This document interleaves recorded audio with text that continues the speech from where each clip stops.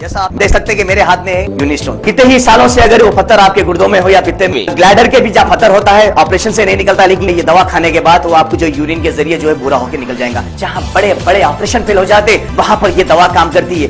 गुर्दे और पित्ते की पथरी ये प्रोडक्ट से गल जाती है, फिर दोबारा पथरी फॉर्म होने नहीं देती और इसमें कोई साइड इफेक्ट भी नहीं है। मेरे को पित्ते में कैंकर आ गया था, मैडम दवा दी और मैं अच्छी हो गई। कॉन्टैक्ट 9703939436 R&S यूनानी फार्मेसी, फर्स्ट